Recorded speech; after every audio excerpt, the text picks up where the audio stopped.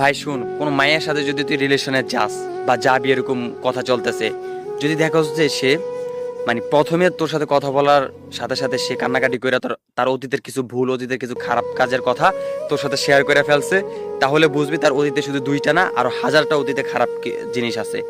এই দুইটা কান্নাকাটি করে প্রথমত তোর হচ্ছে যে তার আয়ত্তে নিয়ে আসতেছে, মানে বিশ্বাসটা স্থাপন করতেছে, তুই যেন তাকে বিশ্বাস করস, তুই যেন বলস কি রে ভাই আমি না জিজ্ঞেস করতে সে তার অতীতের সবকিছু ভুলাই দিতেছে, ঠিক আছে আমি তার অতীত সবকিছু ভুলে তাকে ভালোবাসলাম।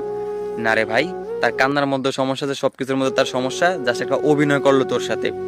যদি দেখোস কোনো মেয়ে রিলেশনে প্রথমে তোর সাথে দুইটা অতীত তার শেয়ার করছে খারাপ, তাহলে মনে করবি তার দুই না আরো 2000 অতীত আছে। ওই 2000-এ ঢাকার জন্য তোর সাথে মাত্র দুইটা শেয়ার করছে, আর দুইটা শেয়ার করে তোকে তার আয়ত্তে নিয়ে আসছে।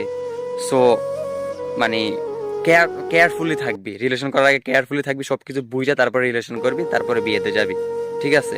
তো সবকিছু চিন্তা ভাবনা করে করতে হবে, ভাবিয়া করিও কাজ, করিয়া ভাবিও না।